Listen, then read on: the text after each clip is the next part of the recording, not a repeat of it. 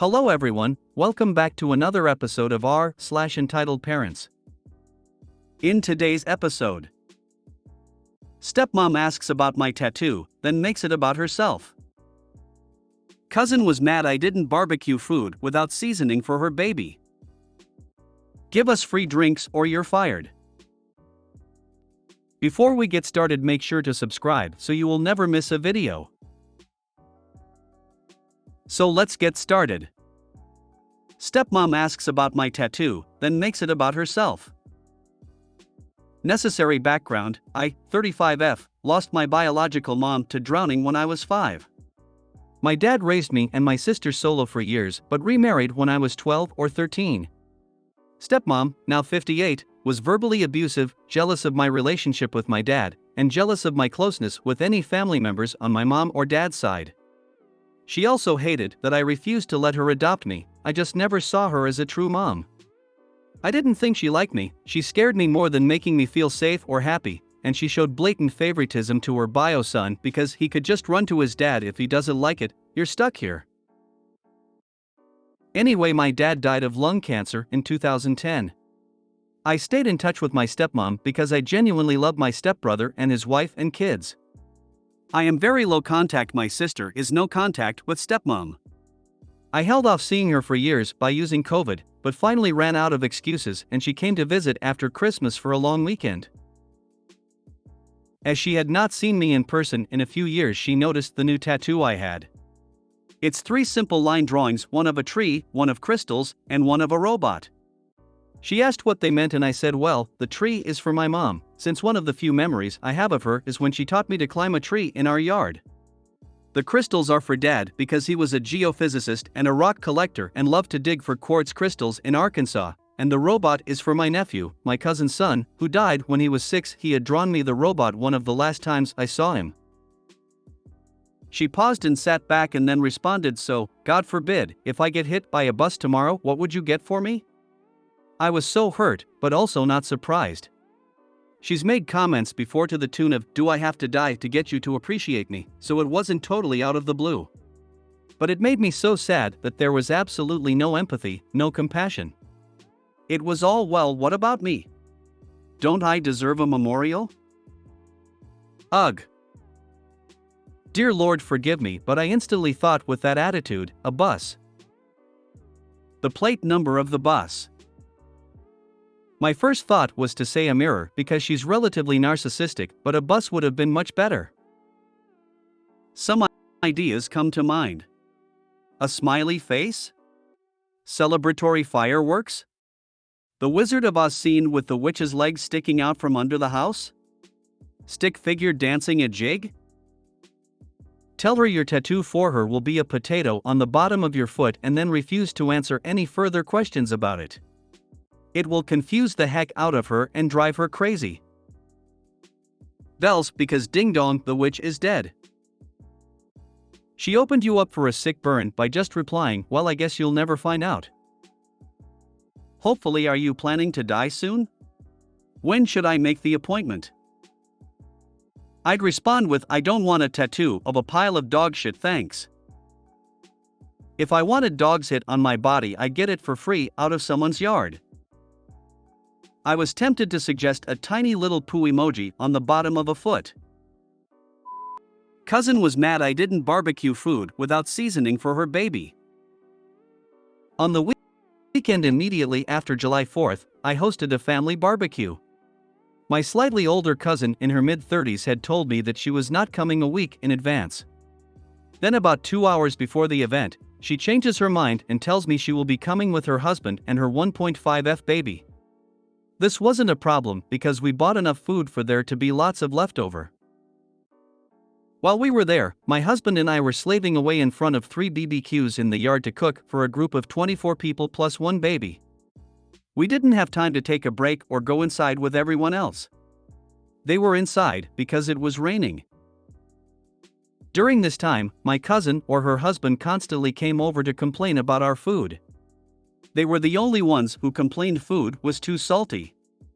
Everyone else who came over to speak with us loved and devoured the food. After the Wagyu tomahawks were served, my cousin came over again. This time her face was red and she was livid. It was red from anger and not drinking. She's a non-drinker. She started complaining that we should have known better that her baby couldn't eat such salty foods, and that we should have made separate food for them unseasoned. I told her that there was no way we could have done that. We already bought all the food we needed beforehand. Everything was seasoned or dry brined ahead of time. I suggested giving her a big bowl of water so she could try washing off any seasoning before feeding her baby, but she said that wasn't good enough. That's when her husband showed up and suggested that I go to the butcher and buy another tomahawk and come back.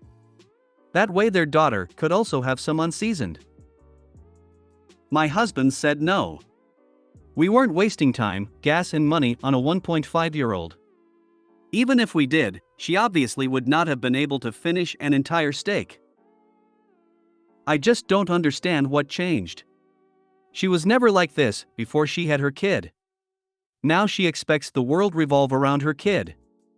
Is this something that involuntarily happens to a large percent of new parents?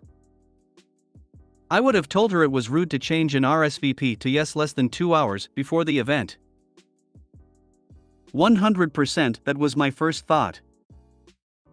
I think this is the bigger problem. You can't expect baby food available if you don't request it. Especially with this time window. Seemed like steak would not be the best for a 1.5-year-old anyways. Those parents are nuts.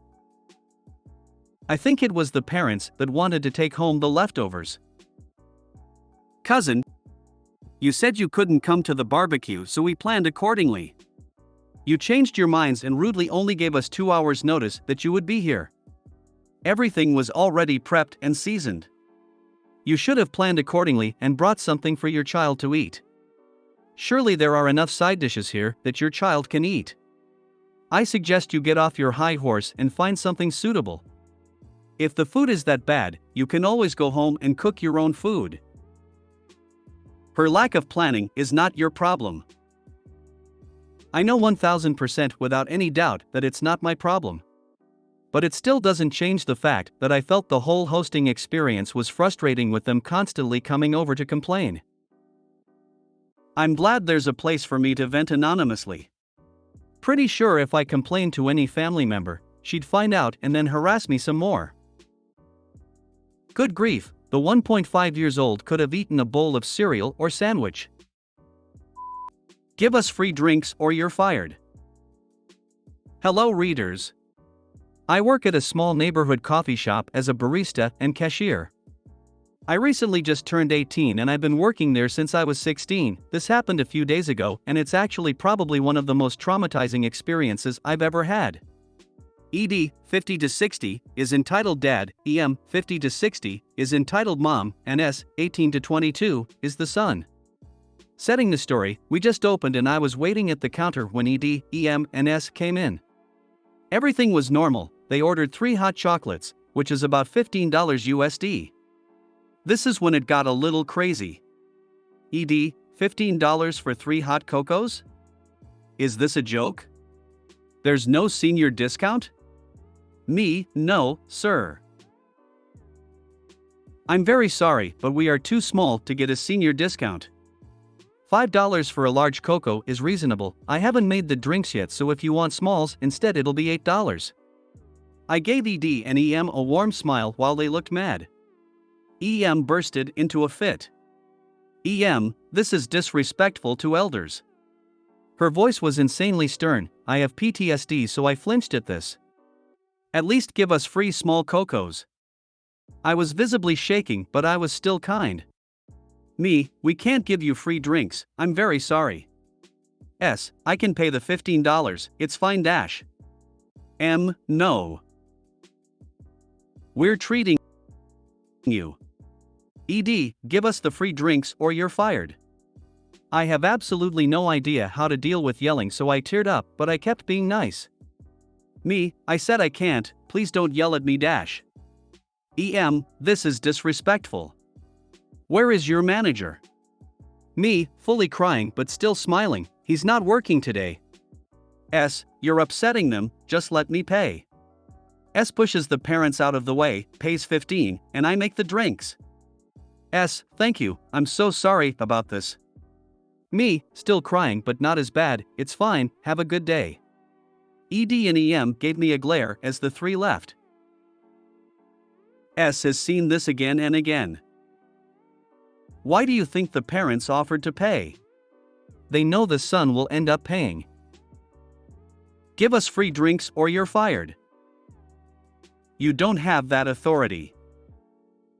Get out or I call the cops for an attempted robbery and terroristic threatening works well. It was my go-to for years. Why do people do this, and why have we as a society not collectively put people who do this in their place? I'm so sorry this happened to you. Did you let your manager know the next day, or was there anyone else there to provide you some support? It is a very sad commentary on the state of affairs in this, or any, country when a teenage son, 15 years old FFS, is the voice of reason, trying to calm down his own parents from publicly humiliating OP for things that were not OP's fault. And there is no way this was his first rodeo. Don't let entitled people get to you. They are just scam artists trying to con/verbally abuse you into giving them free stuff. If you are alone, tell them that you are the manager at this time and you are unable to give away anything. You can pay or you can leave. If I need to call the police, I will. Pick up the phone and press 9 to 1, hold off on the last digit to see if they will be compliant. If not, hit that other one and explain that you have trespassers refusing to leave and you are afraid for your safety. Let your manager know ASAP. Congratulations! You've just met your first choosing beggars/scammers, and they won't be the last. The next time they start screaming demands for freebies, you can point them to the door and tell them they're banned. I had a coworker like this, not demanding free shit, but finding any minor thing to screech at some poor kid about. One time we were at MCDS, and she ordered a burger and shake. Kid who looks about 15, bags the burger, puts the bag on top of the machine and proceeds to make her shake. She yelled at him that the 5 seconds her shake was on the machine, her burger got cold and he was stupid for doing that. Yelled at him in front of all the customers during a busy lunch rush. I told him he did nothing wrong, she's just crabby today, and apologized. I told her in the car, what if that was your child's first job? Would you want some Karen to yell at him like that? She made excuses for how she was right, and I said this is our last lunch outing together. At the pizza place you made a new waitress cry in the bathroom and also yelled at her for the food being late. That's not her fault, it's the kitchen's fault. You always find a reason, no matter how small, to berate someone. You're embarrassing. I basically avoided her at work after that. I later heard she filed a complaint against the lady sitting in the cubicle next to her because she could hear her eating her lunch. If you made it to the end of the video, thanks for watching. Don't forget to like, subscribe and share, and we will see you in the next video.